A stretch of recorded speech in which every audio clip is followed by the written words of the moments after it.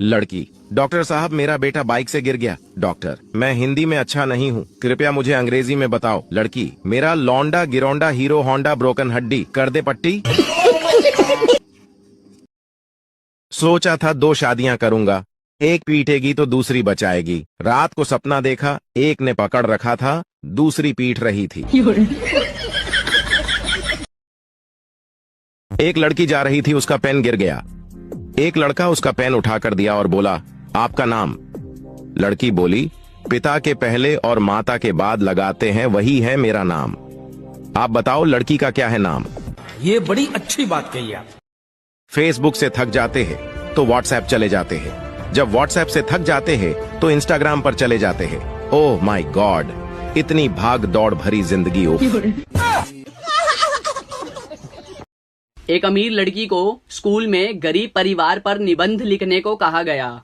जरा गौर फरमाइए लड़की ने क्या लिखा। एक गरीब परिवार था, पिता गरीब, माँ गरीब, बच्चे गरीब। परिवार में 4 नौकर थे, वो भी गरीब। स्कॉर्पियो कार थी, वो भी टूटी हुई थी। उनका गरीब ड्राइवर बच्चों को उसी टूटी कार में स्कूल छोड़ के आता था। बच्चों के पास पुराने एप्पल आईफोन 8 मोबाइल थे। बच्चे हफ्ते में सिर्फ 3 बार ही ताज होटल में खाना खाते थे, बाकी दिन घर पर ही खाते थे। घर में सिर्फ 2 ही एसी थे और वो भी सेकेंड हैंड। सारा परिवार बड़ी मुश्किल से ऐश कर रहा था।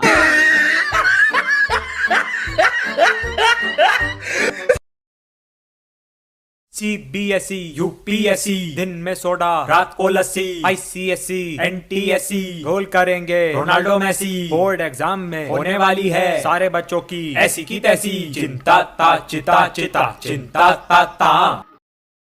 रात एक चोर एक घर में घुसा, दरवाजा खोला तो एक बूढ़ी औरत सो रही थी। खटपट की आवाज से उसकी आंखें खुल गईं। चोर घबरा गया, लेकिन बुढ़िया बोली, डरो मत बेटा, लगता है किसी मजबूरी के कारण तुम ऐसा काम कर रहे हो। कोई बात नहीं, अलमारी में एक तिजोरी है, उसमें का सारा पैसा और गहना तुम चुपचाप ले जाना, लेकिन पहले मेरे पास आकर बैठो। मैंने अभी अभी एक सपना देखा है, वह सुनकर जरा मुझे उसका मतलब तो बता दो। चोर बुढ़िया की बातों में आ गया और चुपचाप जाकर उसके पास बैठ गया। बुढ़िया ने कहा, बेटा मैंने देखा कि मैं एक जंगल में खो गई हूँ। तभी एक कौवा मेरे पास आया और उसने 3 बार जोर जोर से बोला, पिंटू पिंटू पिंटू। बस फिर सपना खत्म हो गया और मेरी आंखें खुल गईं। जरा बताओ इसका क्या मतलब हुआ। चोर सोचने लगा। इतने में बुढ़िया का बेटा पिंटू अपना नाम जोर जोर से सुनकर उठ गया और अंदर आकर चोर को जमकर पीटा। बुढ़िया बोली, बस करो अब मत मारो। चोर बोला, नहीं नहीं मुझे और मारो, ताकि मुझे आगे से याद रहे कि मैं एक चोर हूँ, सपनों का मतलब बताने वाला नहीं। एक बूढ़ी औरत 2 लाख रुपए जमा करने बैंक जाती है। मैनेजर ने बुढ़िया से पूछा, इतने पैसे आपके पास कहाँ से आए? बुढ़िया बोली, मैं शर्त लगाती हूँ कि आपको भी शर्त लगानी है। मैनेजर बोला, नहीं। बुढ़िया ने कहा, वैसे भी आप मुझसे शर्त नहीं जीतेंगे। मैनेजर को गुस्सा आया और वह शर्त लगाने के लिए तैयार हो गया। बुढ़िया बोली, शर्त यह है कि कल सुबह 10 बजे मैं आपको 2 थप्पड़ मारूंगी और आपका पूरा शरीर हरा हो जाएगा। अगर ऐसा नहीं हुआ तो मैं आपको 10,000 दूंगी और यदि ऐसा हो गया तो आप मुझे 10,000 रुपए देंगे। मैनेजर सोचा ऐसा संभव थोड़ी है, उसने शर्त मान ली। अगले दिन बुढ़िया अपने वकील के साथ बैंक पहुंची और शर्त के अनुसार उसने मैनेजर को जोर से 2 थप्पड़ मारे। इतने में वकील दीवार से सिर पीटने लगा। मैनेजर ने बुढ़िया से पूछा, ये आपके वकील को क्या हो गया? बुढ़िया मुस्कुराते हुए बोली, मैंने इससे 20,000 रुपए की शर्त लगाई थी कि आज सुबह ठीक 10 बजे मैं बैंक के मैनेजर को 2 थप्पड़ मारूंगी।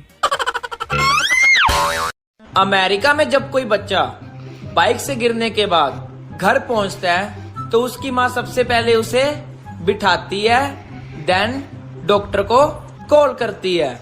और जापान में जब कोई बच्चा बाइक से गिर जाता है तो उसकी माँ सबसे पहले उसके फ्रैक्चर चेक करती है और फ्रैक्चर चेक करने के बाद उनपे बैंडेज करती है। और जब मैं बाइक से गिरता हूँ तब माँ, हाँ बेटा, मैं बाइक से गिर गया। क्या?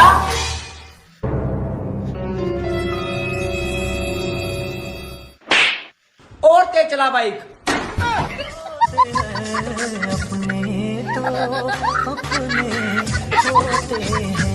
दोस्तों, एक बार एक राजा के राज्य में महामारी फैल गई। चारों ओर लोग मरने लगे। एक रात राजा को एक सपना आया कि हे राजा, तुम्हारी राजधानी के बीचों बीच जो पुराना सूखा कुआं है, अगर अमावस्या की रात को राज्य के हर घर से एक एक बाल्टी दूध उस कुएं में डाल दिया जाए तो अगली ही सुबह ये महामारी समाप्त हो जाएगी। राजा ने अगले दिन पूरे राज्य में यह घोषणा करवा दी कि महामारी से बचने के लिए अमावस्या की रात को हर घर से कुएं में एक एक बाल्टी दूध डालना जरूरी है। अमावस्या की रात जब लोगों को कुएं में दूध डालना था, उसी रात राज्य में रहने वाली एक कंजूस बूढ़ी औरत ने सोचा कि सारे लोग तो कुएं में दूध डालेंगे, अगर मैं एक बाल्टी पानी डाल दूं तो किसी को क्या पता चलेगा। उस कंजूस औरत ने रात में चुपचाप एक बाल्टी पानी कुएं में डाल दिया। अगले दिन जब सुबह हुई तो महामारी समाप्त नहीं हुई। राजा ने जब कुएं के पास जाकर इसका कारण जानना चाहा तो उसने देखा कि सारा कुआं पानी से भरा हुआ है। दरअसल दोस्तों, ऐसा इसलिए हुआ क्योंकि जो विचार उस बूढ़ी औरत के मन में आया था, वही विचार सभी लोगों के मन में आ गया और सबने कुएं में दूध की जगह पानी डाला। दोस्तों, बात सिर्फ इतनी सी है कि जब भी कोई ऐसा काम आता है जिसे बहुत सारे लोगों को मिलकर करना होता है, तो अक्सर हम अपनी जिम्मेदारियों से यह सोचकर पीछे हट जाते हैं कि कोई न कोई तो कर ही देगा।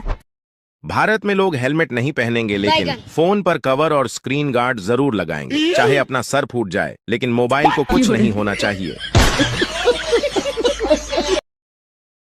एक बच्चे का जन्म होने वाला था। जन्म से कुछ समय पहले बच्चा भगवान से बोला, हे प्रभु, मैं इतना छोटा हूँ, खुद से कुछ कर भी नहीं पाता, भला मैं पृथ्वी पर कैसे रहूंगा? मुझे कहीं नहीं जाना, मुझे अपने पास ही रहने दीजिए। भगवान बोले, हे बालक, मैंने तुम्हारे लिए एक फरिश्ता चुना है, वो तुम्हारे लिए मुस्कुराएगा भी और तुम्हारा ख्याल भी रखेगा। बच्चा बोला, जब लोग मुझसे बात करेंगे तो मैं समझूंगा कैसे? मुझे तो उनकी भाषा भी नहीं आती। भगवान बोले, तुम्हारा फरिश्ता तुमसे मधुर शब्दों में तुमसे बात करेगा, वो तुम्हें चलना बोलना और प्रार्थना करना भी सिखाएगा और वो तुम्हें सभी बुरे लोगों से बचाएगा, भले ही उसकी जान ही क्यों न चली जाए। इस बीच पृथ्वी से किसी के कराहने की आवाज सुनाई दी। बच्चा समझ गया कि अब उसे जाना होगा। बच्चा बोला, हे ईश्वर, मेरे जाने का समय हो गया है, कृपया करके मुझे उस फरिश्ते का नाम बता दीजिए। भगवान बोले, तुम नाम जानकर क्या करोगे? बस इतना जान लो, तुम पृथ्वी पर उसे माँ कहकर बुलाओगे तो बस अपनी प्यारी माँ के लिए एक लाइक करके सब्सक्राइब कर दो।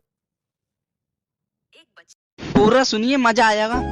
मुझे तो अपनों ने लूटा, गैरों में कहाँ दम था। मेरी हड्डी वहाँ टूटी जहाँ हॉस्पिटल बंद था। मुझे जिस एम्बुलेंस में डाला उसका पेट्रोल कम था। मुझे रिक्शे में इसलिए बैठाया क्योंकि उसका किराया कम था। मुझे डॉक्टरों ने उठाया, नर्सों में कहाँ दम था। मुझे जिस बेड पे लेटाया उसके नीचे बम था। मुझे तो बम से उड़ाया, गोली में कहाँ दम था। और मुझे सड़क में दफनाया क्योंकि कब्रिस्तान में फंक्शन था।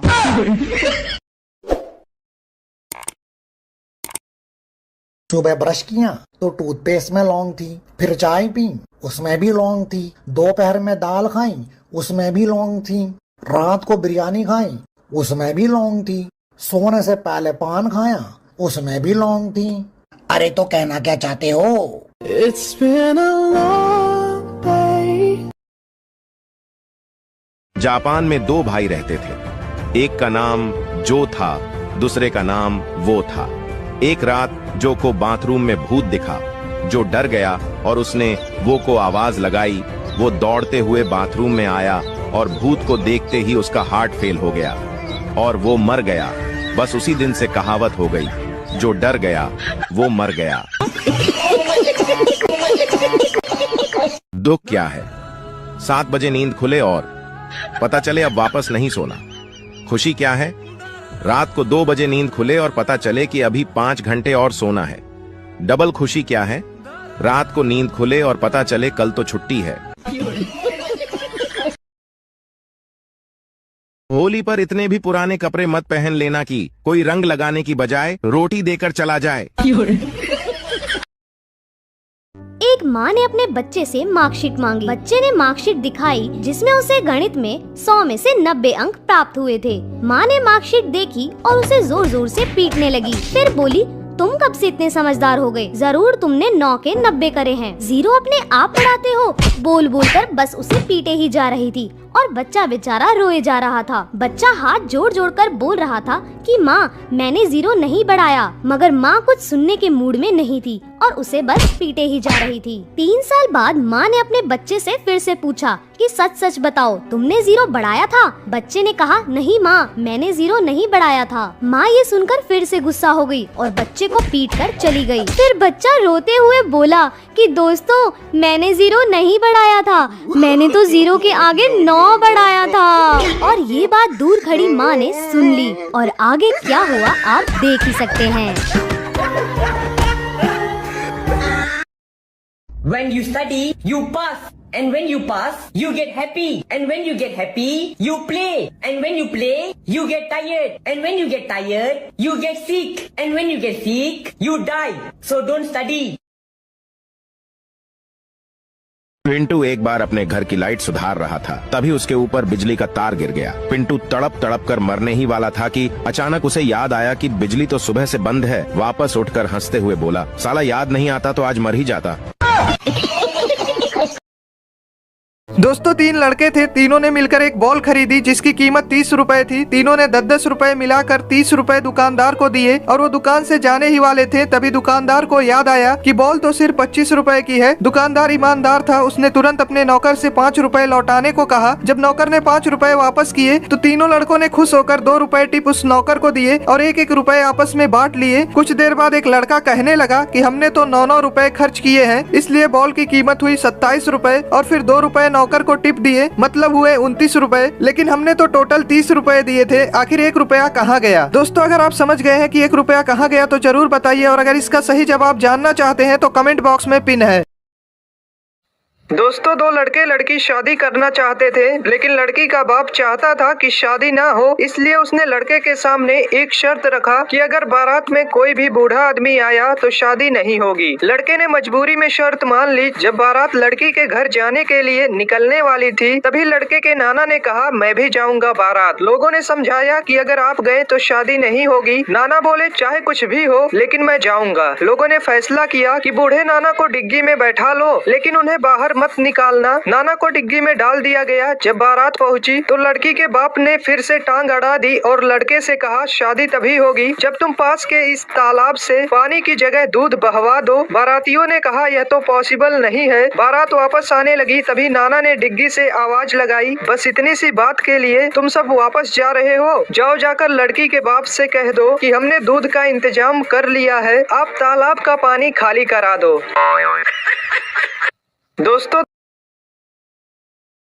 भारत पाकिस्तान के बीच जो लड़ाई हुई उसमें कुछ भी अच्छा नहीं हुआ, लेकिन एक चीज जो अच्छी हुई वो ये हुई कि हमें पता चल गया हमारे देश के लिए कौन कौन वफादार है। इस 6 दिन की लड़ाई में भारत के हर नागरिक ने इंडियन आर्मी का बहुत साथ दिया, पर एक सेक्शन और था ऐसा जिसने पूरे भारतीयों का साथ दिया, वो थे हमारे इन्फ्लुएंसर्स। हाँ, इस लड़ाई में हमारी इंडियन मीडिया ने काफी झूठी खबरें फैलाई, लेकिन अगर हमारे इन्फ्लुएंसर्स नहीं होते तो हम भी पाकिस्तान की तरह झूठी बातों में उलझ कर रह जाते। लोगों ने मीडिया से ज्यादा वीडियो क्रिएटर्स की सुनी। लिटरली पाकिस्तानी एक्टर्स हारने के बाद भी विक्ट्री परेड निकाल रहे हैं, पर हमारे एक्टर्स तो सारे चुप रहे और कुछ इन्फ्लुएंसर्स भी चुप रहे ताकि उनकी ऑडियंस न चली जाए। पर जो बोले उन्होंने हमें एक हौसला दिया और ऐसे वक्त में हिंदू मुस्लिम करने से रोका। एक नया फोन लेकर उसकी अनबॉक्सिंग वीडियो बना देना, चाची को साड़ी दिला देना या फिर वीडियो कॉल पे एक दूसरे को गाली दे देना। अगर तुम्हारी नजर में कंटेंट इसे कहते हैं तो जाकर प्यार से फॉलो करो। पर चलो आओ थैंक्स बोलते हैं उन लोगों को जिन्होंने ऐसे वक्त में हमारे देश का साथ दिया। कमेंट्स में उस इन्फ्लुएंसर को, उस वीडियो क्रिएटर को टैग जरूर करना जिसने आपको सबसे ज्यादा होगी, जिसकी वीडियो आपने सबसे पहले देखी और जिसने आपको सही इन्फॉर्मेशन दी। भेज दो सबको ये वीडियो। इंग्लिश की क्लास में गोलू लेट पहुंचा। English teacher, Golu why are you so late? Golu, madam वो ना। Teacher, Golu speak in English. Golu, madam my car was फसिंग इन कीचड़, नो हिलिंग नो डुलिंग, ओनली भुर्र भुर्र करिंग। दोस्तों एक कसाई के घर चूहा, कबूतर, मुर्गा और बकरा रहते थे। एक दिन कसाई चूहा पकड़ने के लिए एक चूहादानी ले आया। जब चूहे को यह बात पता चली तो वह भागा भागा कबूतर के पास गया और बोला, बहन मेरी मदद करो, कसाई चूहादानी लाया है, उस चूहेदानी को कहीं दूर फेंक आओ। कबूतर बोली, चूहेदानी से मुझे क्या खतरा, मैं क्यों फेंकूं? अब चूहा मुर्गे के पास गया। मुर्गा हंसकर बोला, ये तो मेरी समस्या नहीं है, तुझे खतरा है, तू जाकर फेंक। बेचारा चूहा दौड़ते हुए बकरे के पास गया। बकरा बोला, चूहेदानी में मैं थोड़ी फंसने वाला, मैं ऐसा बिल्कुल नहीं करूंगा। निराश होकर चूहा अपने बिल में चला गया। रात को अचानक खट की आवाज आई। कसाई की बीवी को लगा कि चूहा चूहेदानी में फंस गया है। वह चूहेदानी के पास जा रही थी, अचानक उसे सांप ने काट लिया। कसाई अपनी बीबी को वैद्य के पास ले गया। वैद्य बोला, इसे कबूतर का सूप पिलाओगे तो ठीक हो जाएगी। कसाई ने कबूतर का सूप बनाकर अपनी बीबी को पिला दिया। उसकी बीबी ठीक हो गई। कसाई ने अपनी बीबी के ठीक होने की खुशी में मुर्गे को काटा और खा गए। जब पड़ोसी को पता चला कि उनकी पत्नी ठीक हो गई है तो सब पार्टी मांगने घर आए और कसाई ने पार्टी में बकरा बनवा दिया। दोस्तों, यह वही कबूतर, मुर्गा और बकरा थे जो चूहे के मुसीबत के समय में उसका साथ देने के बजाय उसका मजाक उड़ा रहे थे, क्योंकि उन्हें सिर्फ यही लगता था कि यह सिर्फ चूहे की प्रॉब्लम है।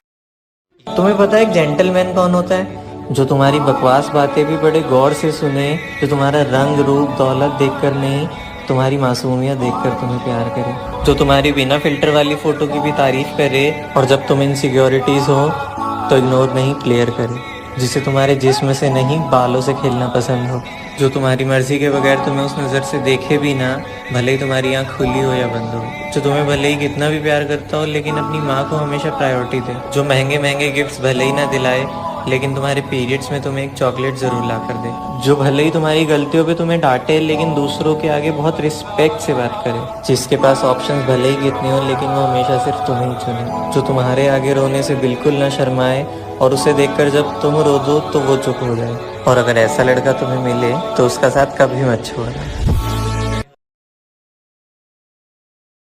एक पिता अपनी बेटी के लिए लड़का देखने गया। उन्होंने लड़के के पिता से पूछा, छोरो काई करे है? लड़के के पिता ने कहा, सीए है। उन्होंने पूछा, छोरा की बहन काई करे है? पिता ने कहा, वाह भी सीए है। उन्होंने फिर पूछा, छोरा की माँ काई करे है? पिता ने कहा, वाह भी सीए है। उन्होंने फिर पूछा, अरे वाह, सब सीए है, मतलब आप भी सीए ही होगा? लड़के का पिता, ना ना, मैं तो घाघरा ब्लाउज कटिंग करूं, ये सब लोग सीए हैं।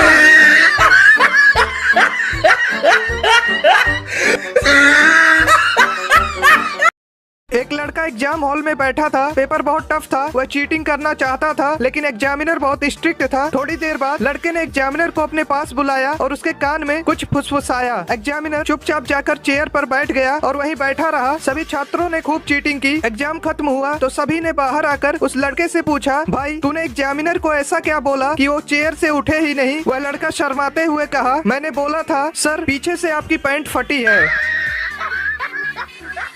एक तरफ पूरा प्ले बॉय समाज डरा हुआ है तो दूसरी तरफ धोखा खाया पूरा एक समाज खुशी मना रहा है। तो एक कहानी है मुजफ्फरनगर की, जब एक लड़का और एक लड़की रिलेशनशिप में आते हैं। जिंदगी में खुशी के पल पिरोकर एक दूसरे के दिन हसीन बनाते हैं। भरोसा एक ऐसी चीज है जिसका कोई सर्टिफिकेट नहीं होता, इसलिए विश्वास करके एक दूसरे को गले लगाते हैं। पर एक दिन खिड़की से एक परिंदा एक आगाज लेकर आता है जिसे पढ़कर उस लड़की का दिल एकदम टूट जाता है। खुदगर्जी की चिट्ठी पढ़ती है जिसमें लिखा होता है कि मेरे घर वालों ने मेरी शादी कहीं और तय कर दी। पर वो कहती है कि सुनो, हम मना लेंगे, तुम्हारे घर वाले ही तो है, समझा देंगे। पर लड़का कुछ बहाने बनाने के बाद साफ मना कर देता है। तो लड़की सवाल करती है, ये बात तुम्हें तब याद नहीं आई जब तुम मेरा जिस्म नोच रहे थे? तो लड़का गुस्सा होकर कह देता है कि देखो, इसमें दोनों की मंजूरी थी। पर लड़की कहती है कि मंजूरी इसलिए थी क्योंकि तुम मुझसे शादी करने वाले थे। लाखों बार ना सुनने के बाद लड़की एक प्लान बनाती है और उसे मिलने बुलाती है और दोनों मिलकर ये डिसाइड करते हैं कि एक आखिरी बार हम बिस्तर होंगे। और रूम में पहुंचने के बाद जब उनके बीच ये सब शुरू होता है तो लड़की नीचे जाकर उसका काट देती है। उसने सही किया या गलत ये कमेंट्स में जरूर बताना। बाकी अपने सभी प्ले बॉय दोस्तों को भी